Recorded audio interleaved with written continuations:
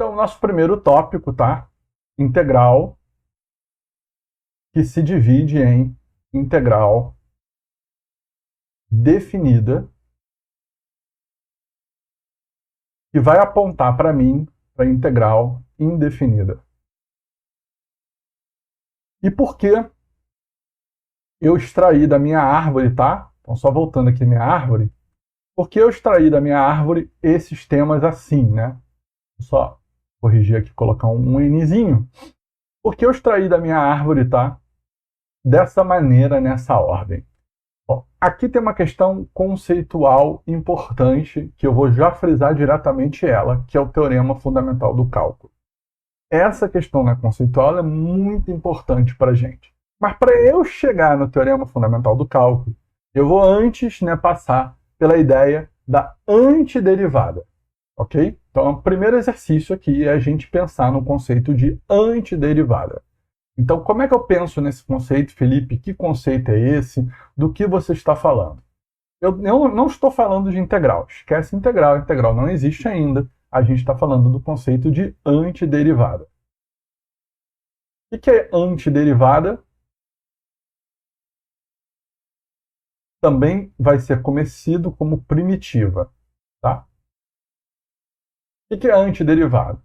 Se você tem uma f, uma função f, né, qualquer, então tem uma f aqui, tá? Função real no real, bem definida e tal, bonitinha, né? Contínua, tudo certinho.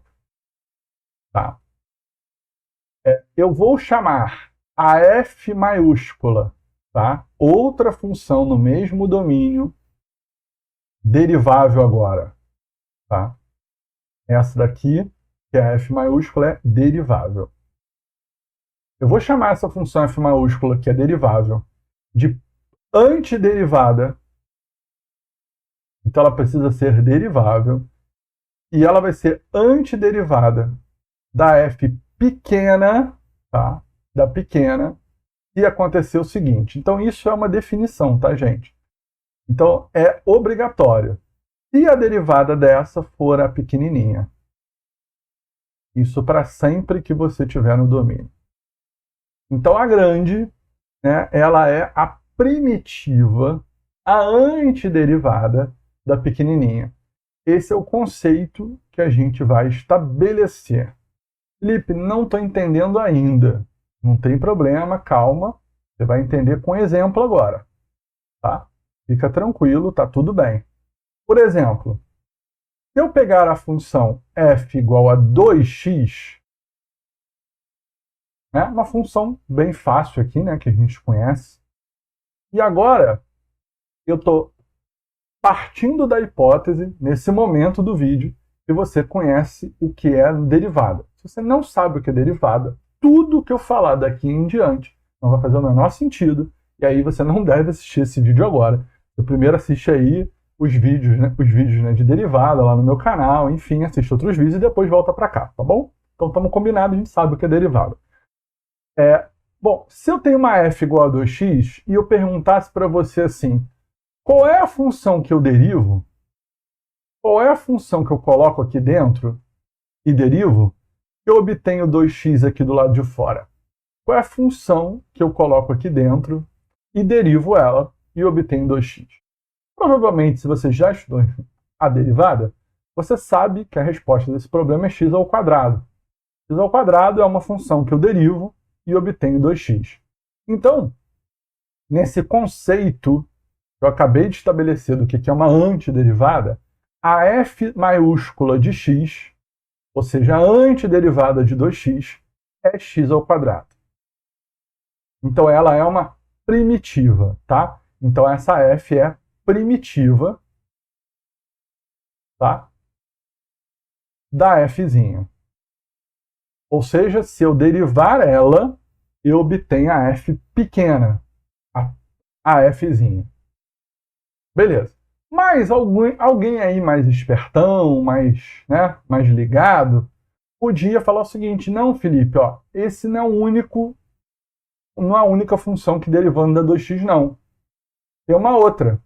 Aí eu ia perguntar, mas qual, meu aluno? Aí você respondesse para mim, pô, Felipe, tu não tá vendo é só colocar x ao quadrado mais 8. Né? Eu me amarro no 8. E se eu colocar x ao quadrado mais 8, a derivada também dá isso.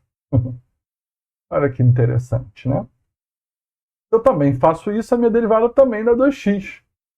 Então, na verdade, a primitiva não é x ao quadrado. A primitiva, ela é x ao quadrado mais 8.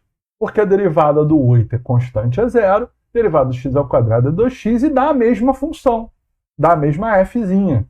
Então, essa também é a primitiva. Tá? Então, a minha função tem duas primitivas? Tem. Então, ela não precisa ter uma só? Não precisa ter uma só.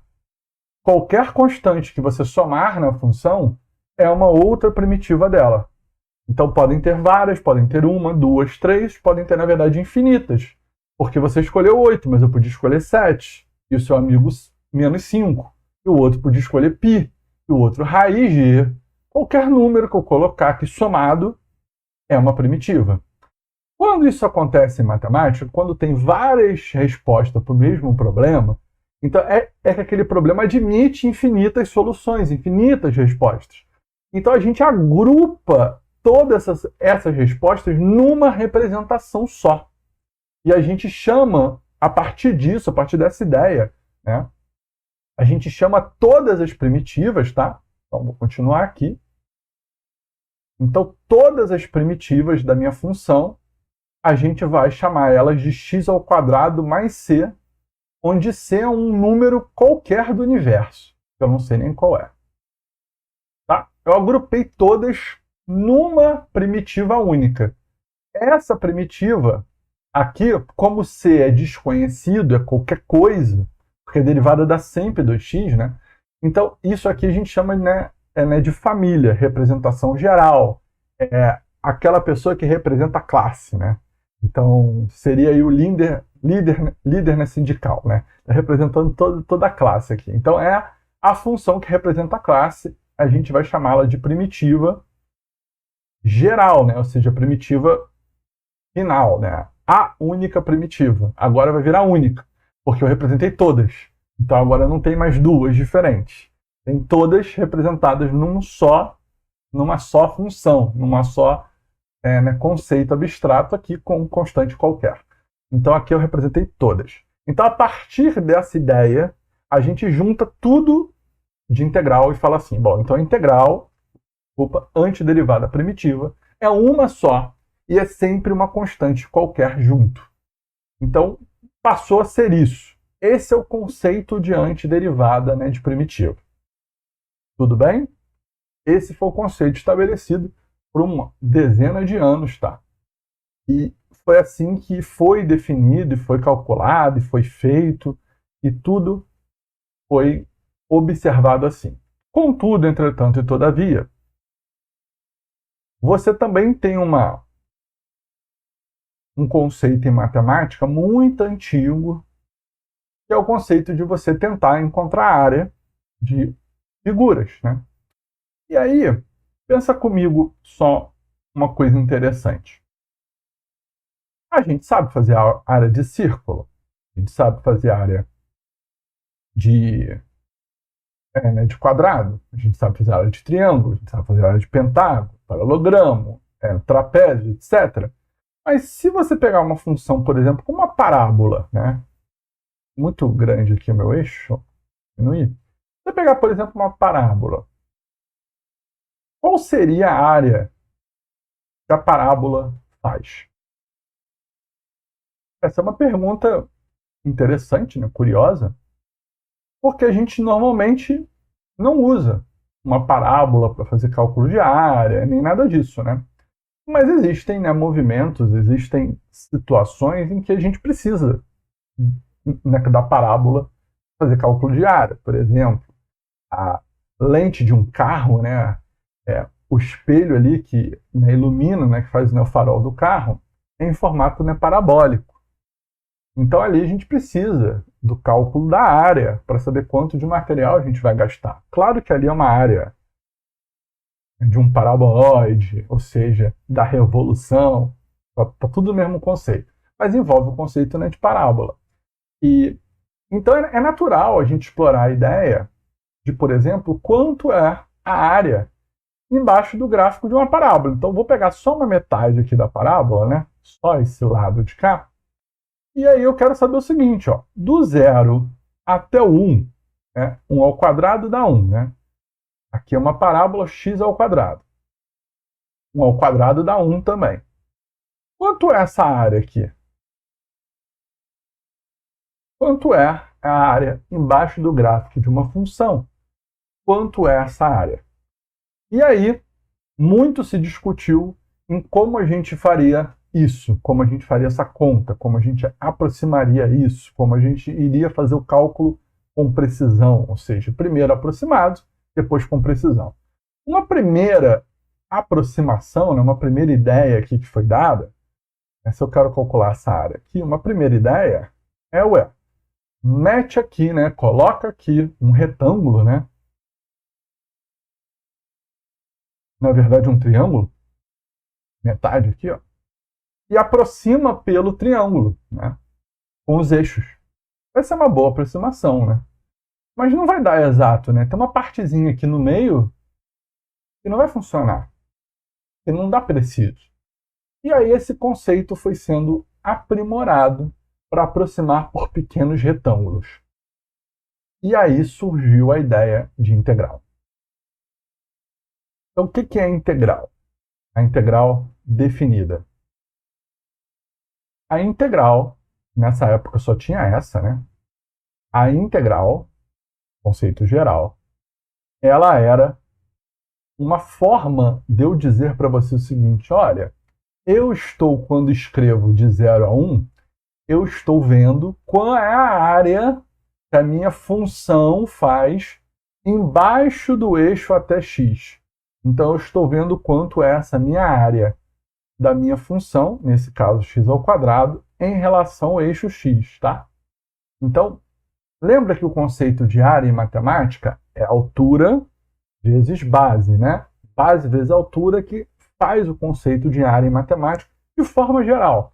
Mesmo que você não tenha sempre um retângulo, não seja sempre exatamente base vezes altura, mas a ideia de área é você subdividir em pequenos retângulos menores, em pequenos quadrados menores, e fazer através de uma unidade. Esse é o conceito de área, de forma geral. Então, sempre a ideia de base vezes altura. Então, é por esse motivo que, na hora de eu escrever integral, eu sempre escrevo a função, porque a função representa a altura, né, gente? Ó. Pega comigo aqui, né? Se eu pegar um ponto x aqui no meio do caminho, x0, qual é a altura que x0 vai ter? A altura é a imagem do x0 pela minha parábola. Então, a minha altura é a f de x0 aqui. Então, a base é um tamanho de x0, né? um dx0, uma variação em x0. Né? Esse d aqui está sendo considerado no limite. Então, ele é um ΔX, né? Ele começa como um delta. Então, eu vou pegando pedacinhos pequenos e vou fazendo a base delta vezes a altura.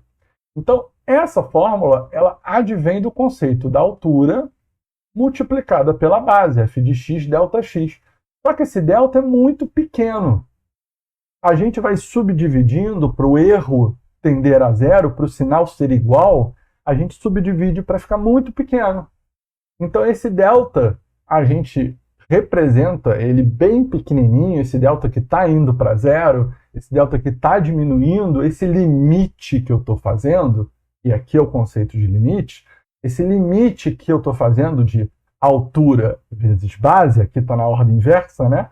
F é altura, delta é base, a gente aproxima isso de zero. Então, esse conceito aqui, a gente representa esse delta indo para zero como dx. Então, o dx está representando o delta, que é uma distância muito pequenininha, tendendo a zero. Então, isso aqui é uma representação de altura vezes base. E 0 a 1 é onde começa e aonde termina a minha área. Então, esse conceito é o conceito que começou a ideia de integral. A integral veio desse conceito e a antiderivada vem do outro. Cálculo de primitivo é outra coisa. Então, são duas coisas aparentemente distintas. ok? E por que elas estão relacionadas, né? E por que elas vão se separar agora? Integral definida vai ser isso, e integral indefinida vai ser isso. Ué, não são coisas distintas? Como é que isso vai se juntar? O que é antiderivada, ou seja, o que inverter o processo de derivar, né? Você derivou, fez um processo. O que é voltar para o anterior? O que é inverter? Integrar. É descobrir a primitiva daquilo. Por que isso tem a ver com cálculo de área, né? Então, aparentemente, isso não teria lógica, não teria nenhuma ligação. Só que aí é que vem a grande conexão entre essas coisas, que é o teorema fundamental do cálculo. Então, o que une tudo isso que eu falei até agora, tá? E aí vai encerrar esse tópico nosso aqui de estudo, essa primeira parte da árvore, é o teorema fundamental do cálculo. Gente, esse teorema, ele tá para a matemática, para o cálculo, assim como o teorema fundamental, né, da aritmética está para aritmética, o teorema fundamental da álgebra está para álgebra. Ele é fundamental. Então, assim, o nome do curso se chama cálculo porque esse teorema tem esse nome, né? O nome do curso não se chama cálculo porque resolveram chamar de cálculo, né? Esse teorema deu esse nome e aí passou a ser o teorema fundamental do cálculos. E aí, teorema fundamental, tá? Eu vou botar do cálculo mesmo, botar cálculos. Aqui tem uma coisa na latina, tá? Se você for pesquisar o nome mesmo, tem uma coisa latina. Mas isso não importa pra gente. O que o teorema fundamental do cálculo diz? Diz que para você fazer o cálculo de área de qualquer função que você tenha num certo intervalo, qualquer uma do universo, tá? Desde que essa f seja contínua, né? A única condição importante é que essa função seja contínua. Tá? Depois dá para estender esse teorema para mais coisas, tá, gente? Depois essa hipótese dá para facilitar ela, mas a hipótese é que se você tem uma função contínua, então basta você encontrar a antiderivada, basta você fazer a primitiva e substituir a primitiva nos extremos. Basta você fazer isso. Pega a primitiva, né, e substitui a primitiva nos extremos, tá? Aonde essa f zona, tá, é uma função definida em AB também, tá? Da mesma maneira que a outra, só que derivável dessa vez, tá, gente? Porque ela é primitiva. E primitiva, né? Primitiva de f. O que significa isso, né? Para quem ainda está aí perdido sobre primitiva, primitiva é eu derivo a f zona e viro a fzinha. Derivo a maior e eu obtenho a menor. Então, se eu pegar essa menor, antiderivar ela, eu resolvo essa integral só substituindo os extremos. Só pegando esses valores aqui, substituindo. Só isso. Esse teorema relacionou duas coisas não relacionadas a princípio e não relacionáveis, né, no primeiro momento, que é o cálculo antiderivada primitiva com cálculo de área. E isso foi muito importante para a evolução da matemática e aí, consequentemente, todas as ciências, tá bom? Já que a matemática é a base de tudo. Então, gente, esse teorema fundamental do cálculo é que faz com que a divisão de integral se dê assim, a estrutura se dê assim. Por quê? Porque para você fazer integral indefinida, a definida, você tem que fazer isso. Integral definida é fazer essa conta. Mas para fazer essa conta, você tem que descobrir a primitiva. E aí a integral indefinida passou a ser, por definição, o cálculo da primitiva. Quando você faz a integral sem colocar valores aqui, tá? Sem valores aqui, ela é integral para cálculo de primitiva. Eu estou querendo calcular a primitiva. Tá? Então isso passou a ser dessa forma. Então a integral se separou agora. Eu tenho cálculo de integral definida, eu vou fazer, vai ter suas propriedades particulares, vai ter suas próprias ideias, e tudo bem. E eu tenho cálculo de integral, mas para fazer essa, eu preciso saber quem é a primitiva. O jeito mais fácil não é fazendo não limite por aproximação de área de retângulo, enfim, não é fazendo isso. O jeito mais fácil é descobrindo a integral indefinida.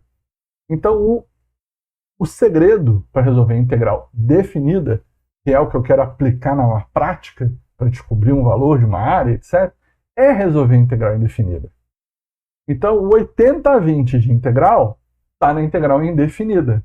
Ela que é a matadora, ela que me define tudo, ela que encerra o que eu quero dizer. Mas observa o que está escrito aqui, tá? Para agora a gente continuar a árvore, tá? A minha definição já está mais ou menos dada, mas observa o que está escrito aqui, porque é muito importante. O que significa eu definir a partir de agora que a primitiva é essa integral? O que significa isso na prática, tá, gente? Ó, olha para cá. Significa que se eu derivar o lado esquerdo, eu pegar aqui o lado esquerdo e derivar, ele vai dar a derivada do lado direito também. Porque o lado direito é igual ao lado esquerdo. Então, a derivada desse lado é igual à derivada desse lado. Só que f', como é primitiva, como isso foi a definição, né? É a partir daqui que surgiu, f é a primitiva. E o que é o f', que é o lado esquerdo? Ele, na verdade, é f de x.